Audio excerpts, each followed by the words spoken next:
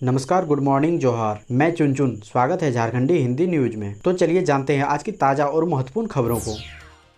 आज की पहली और बड़ी खबर की बात करें तो स्कूल, कॉलेज व बस संचालकों को बड़ी उम्मीदें। जानिए झारखंड सरकार की तैयारी। झारखंड में लॉकडाउन में छूट मिलने के बाद आम जनता काफी राहत महसूस कर रही है। Cinema hall, shopping mall, park, restaurant, bar आदि को खोलने की इजाजत सरकार ने दी है। राज्य के अंदर बस संचालन की भी अनुमति मिल गई है। हालांकि सरकार ने शैक्षणिक संस्थान, इंटर स्टेट बस परिचालन, मेला, आम श्रद्धालुओं के लिए धार्मिक स्थल, जुलूस पर रोक जारी रखी है। 30 जून को जारी निर्देश में कहा गया था कि वर्तमान निर्णय अगले आदेश तक के लिए जारी रहेगा। ऐसे में यह माना जा रहा है कि शायद अनलॉक 5 का यह आदेश अगले 1 महीने तक के लिए रह सकता है।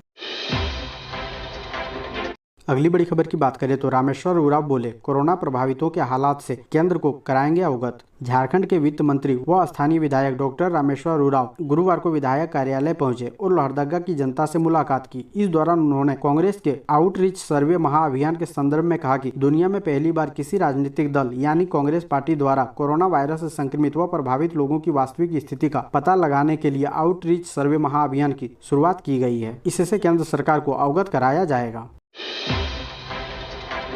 अगली बड़ी खबर की बात करें तो अगस्त से धनबाद में घर व जमीन खरीदना होगा महंगा, इतने प्रतिशत बढ़ोतरी का है अनुमान। अगस्त से शहरी क्षेत्र में जमीन व फ्लैट महंगे हो जाएंगे। 1 अगस्त से सर्किल रेट बढ़ेगा। निबंधन विभाग ने जमीन व मकान का पुनर्मूल्यांकन शुरू कर दिया है। पिछले वर्ष के रिकॉर्ड को देखते हुए सरकारी मूल्य में 10 से 20% की बढ़ोतरी का अनुमान है। अगली बड़ी खबर की बात करें तो रामगढ़ में जमीन पर सो रहे मासूम भाई बहन को सांप ने डसा, सोते हुए हो गई मौत। झारखंड के रामगढ़ जिले के गोला थाना क्षेत्र के बरघुट्टू गांव में दिल दहला देने वाली घटना सामने आई है, जहां घर में जमीन पर सो रहे 2 मासूम भाई बहन को सांप ने डस लिया, जिसके चलते उसकी मौत हो गई। सुबह जब परिजन नींद से उठे तो घर में कैद सांप को देखा। इसके बाद बच्चों को उठाने की कोशिश की पर वो मृत थे। घटना के बाद से परिजनों का रो रो कर बुरा हाल हो गया है। अगली बड़ी खबर की बात करें तो गुमला जिले में 3000 एकड़ जमीन पर होगी आम की खेती। धान के बाद सबसे अधिक पैदावार होने वाली फसल है आम। गुमला जिला में इस वर्ष बिरसा मुंडा हरित ग्राम योजना अंतर्गत 3000 एकड़ भू भाग पर आम की बागवानी कराई जा रही है। जिले में 3000 एकड़ भू भाग पर आम बागवानी कराने का यह लक्ष्य झारखंड सरकार द्वारा दिया गया है। बता दें कि गुमला जिला में सबसे अधिक पैदावार धान की होती है। इसके बाद यदि सबसे ज्यादा किसी फसल की पैदावार होती है तो वह आम है।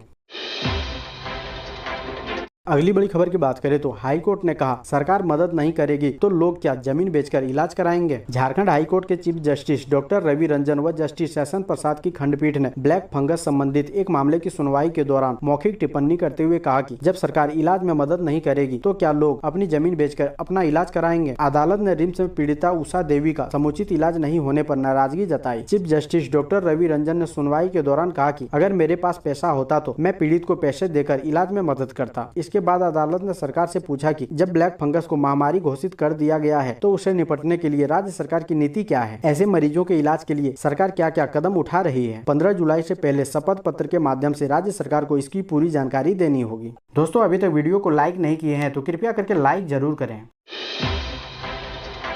अगली बड़ी खबर की बात करें तो रेमडेसिविर कालाबाजारी, हाई कोर्ट ने जांच पर उठाए सवाल, कहा अधिकारियों को बचाने का हो रहा प्रयास। झारखंड हाई कोर्ट के chief justice doctor Ravi Ranjan व जस्टिस शैशन प्रसाद की अदालत में रेमडेसिविर कालाबाजारी की जांच के मामले में सुनवाई हुई। सुनवाई के दौरान अदालत ने सरकार के इस बयान पर नाराजगी जताई है कि इस मामले ग्रामीण एसपी को सरकारी गवाह नहीं बल्कि गवाह बनाया गया है। अदालत ने कहा कि ऐसा लग रहा है कि पुलिस अधिकारी को बचाने के लिए सारी तैयारी की गई है। इस दौरान अदालत ने इस मामले की जाँच अधिकारी से पूछा कि किसी अधिकारी को इस मामले में सरकारी गवाह बनाया गया है। पहले तो उन्होंने किसी अधिकारी को सरकारी गवाह बनाने से इनकार किया, लेकिन बाद में उन्होंने इस मामले में रांची ग्रामीण एसपी को सरकारी गवाह बनाए जाने की बात कही। अगली बड़ी खबर की बात करें तो 1 लाख की इनामी महिला माओवादी समेत 3 नक्सलियों ने किया सरेंडर। झारखंड के हजारीबाग पुलिस के लिए आज का दिन काफी अहम है। गुरुवार का दिन काफी अहम रहा। ये पुलिस के लिए बड़ी सफलता है। हजारीबाग एसपी कार्तिक एस के समक्ष गुरुवार को 2 महिलाओं समेत 3 माओवादियों ने सरेंडर किया। इसमें 1 लाख रुपए के इनामी उषा किस्कू समेत 3 नक्सली शामिल है। हजारीबाग के पुलिस अधीक्षक कार्तिक एस के समक्ष सरेंडर करने वाले 3 नक्सलियों में 2 महिलाएं शामिल है। 1 लाख रुपए के इनामी उग्रवादी उषा किस्कू, ममता उर्फ संथाली उर्फ सरिता किस्कू एवं नागेश्वर गुंजू है।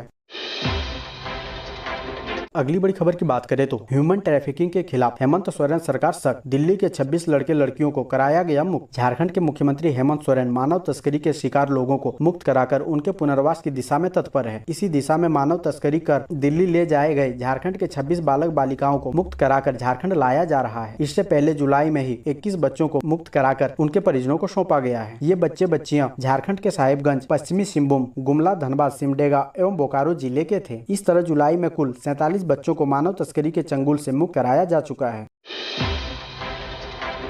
अगली बड़ी खबर की बात करें तो झारखंड में बीएड के उम्मीदवारों को नहीं देनी होगी परीक्षा। 10वीं 12वीं के इम्तिहान भी नहीं। कोरोना संक्रमण के खतरे को देखते हुए झारखंड सरकार ने बीएड महाविद्यालयों में वर्तमान सेशन 2021 से 23 में एडमिशन के लिए एंट्रेंस एग्जाम रद्द करने का फैसला लिया है। यही नहीं, राज्य में 10वीं और 12वीं की परीक्षा भी आयोजित न करते हुए पिछली कक्षाओं के आधार पर स्कोर दिए जाने का अहम फैसला भी लिया गया है। मुख्यमंत्री हेमंत सोरेन की अध्यक्षता में हुई बैठक में फैसला लिया गया कि ग्रेजुएशन के मार्क्स के आधार पर ही उम्मीदवारों को बीएड महाविद्यालय में एडमिशन दिया जाएगा। यानी अब बीएड के लिए उम्मीदवारों को परीक्षा नहीं देनी होगी, मेरिट सूची बनेगी और उसमें से चयन किया जाएगा।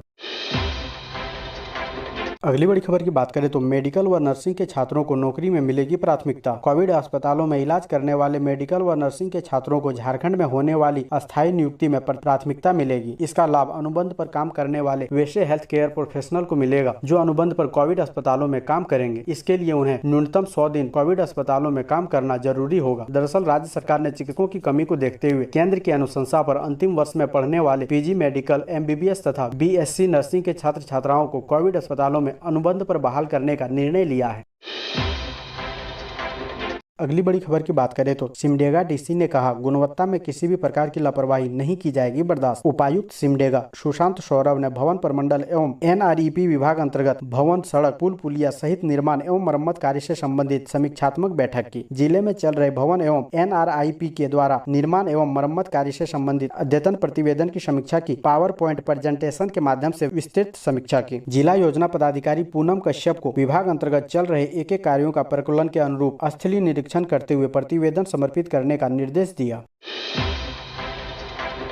अगली बड़ी खबर की बात करें तो 2 साल बीत गए, नहीं हुई एलएलबी फर्स्ट सेमेस्टर की परीक्षा। कोऑपरेटिव लॉ कॉलेज के छात्र अब करेंगे भूख हड़ताल। कोल्हान विश्वविद्यालय ने एलएलबी फर्स्ट सेमेस्टर के छात्रों की अब तक परीक्षा नहीं ली गई है, जबकि इस परीक्षा का फॉर्म छात्रों ने भर दिया था। यह शैक्षणिक सत्र 2019-22 से जुड़ा हुआ मामला है। अगले साल इसका वास्तविक सत्र समाप्त होगा। इसके बाद विलंब सत्र समाप्त होगा। इसके बावजूद प्रथम सेमेस्टर की परीक्षा की ओर से ध्यान नहीं दिया जा रहा है। इस सेमेस्टर में कुल 120 छात्र हैं, जो कि जमशेदपुर कोऑपरेटिव लॉ कॉलेज में नामांकित है। प्रथम सेमेस्टर की परीक्षा न होने के कारण वे दूसरे सेमेस्टर की कक्षाएं या पढ़ाई तक नहीं कर पा रहे हैं। छात्र मानसिक रूप से प्रताड़ित हो रहे हैं। इस मानसिक प्रताड़ना से तंग आकर लॉ कॉलेज के प्रथम सेमेस्टर के छात्रों ने भूख हड़ताल की चेतावनी दी है।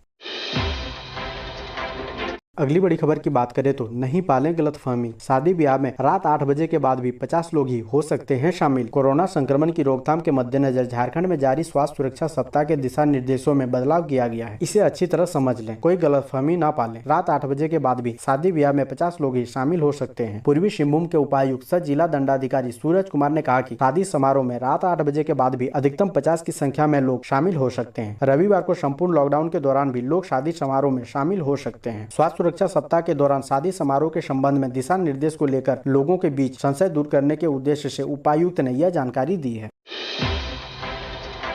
अगली बड़ी खबर की बात करें तो देवघर में श्रद्धालुओं के लिए बाबा मंदिर खोलने की तेज हुई मांग। व्यापारी भी हेमंत सरकार से लगा रहे गुहार। कोरोना संक्रमण के कारण पिछले 1.5 साल से देवघर का व्यवसाय ठप है। दुकानें बंद रही है। जब अनलॉक हुआ तो भी अधिकतर व्यवसायियों को फायदा नहीं हो रहा है। इसका मुख्य कारण यहाँ का प्रमुख उद्योग बाबा वैद्यनाथ मंदिर ही बंद है। बाबा मंदिर बंद रहने के कारण श्रद्धालुओं का आना जाना नहीं हो रहा है। इस कारण बाबा मंदिर से जुड़े तमाम व्यवसायी, चाहे देवघर के हो या सुल्तानगंज से लेकर देवघर तक कंवरिया रूट के व्यवसायी हो, सभी के सामने आर्थिक संकट उत्पन्न हो गई है। यहाँ के व्यवसायियों ने कहा कि प्रसाद, बर्तन, होटल, आवासीय होटल, लॉज आदि खोलने की अनुमति तो सरकार ने दे दी है, लेकिन ये व्यवसाय जिस पर आश्रित है बाबा वैद्यनाथ मंदिर को ही आम श्रद्धालुओं के लिए लॉक रखा है। ऐसे में छोटे बड़े सभी व्यवसायियों के सामने रोजी रोटी का संकट उत्पन्न हो गया है।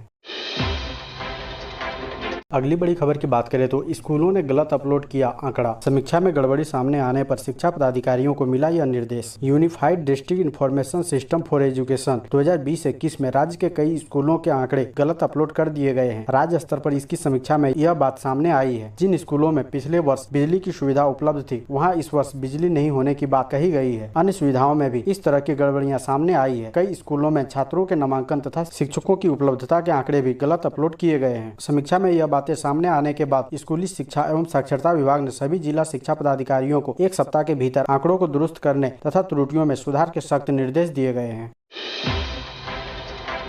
अगली बड़ी खबर की बात करें तो कोडरमा में 3 बच्चों के साथ महिला ने कुएं में लगाई छलांग। 6 वर्षीय मासूम ने ऐसे बचाई अपनी जान। कोडरमा जिले के चंदवारा प्रखंड के ढाब पंचायत में हृदय विदारक मामला सामने आया है। यहाँ खाड़ी गांव में एक महिला 3 बच्चों के साथ मंगलवार रात कुएं में कूद गई। इसमें महिला व 2 बच्चे की मौत हो गई। वहीं एक 6 वर्षीय बच्चा कुएं में पत्थर पकड़कर लटकता रहा, इससे उसकी जान बच गई। बताया गया कि यहाँ मुकेश यादव परिवार के साथ रहता है। परिवार में माता पिता, 2 भाई के अलावा पत्नी संगीता देवी, 8 वर्षीय पुत्री सृष्टि, 6 वर्षीय पीयूष और 4 वर्षीय प्रिंस है। मुकेश व उसके पिता दिल्ली में प्राइवेट कंपनी में काम करते हैं। करीब 5 दिन पहले उसका एक और भाई काम करने दिल्ली चला गया। स्वजन के अनुसार 4-5 दिन पहले संगीता अपने बच्चों के साथ मायके से आई थी। इस दौरान वह कई बार घर से बाहर चली जाती थी। इसे लेकर कई बार मायके और ससुराल वालों के बीच पंचायत भी हो चुकी थी। इस बार भी मायके वालों ने उसे समझाया था। इसी क्रम में मंगलवार रात वह तीनों बच्चों को लेकर घर से निकल गई। सुबह स्वजन उठे तो बच्चों और महिलाओं के नहीं मिलने पर उनकी तलाशी शुरू की। काफी खोजबीन के बाद भी उसका पता नहीं चला। दोपहर में लोग घर से करीब 200 मीटर दूर कुएं पर पटवन के लिए पहुंचे तो एक बच्चा पत्थर से लटका मिला। वहीं महिला और 2 बच्चों की मौत हो चुकी थी।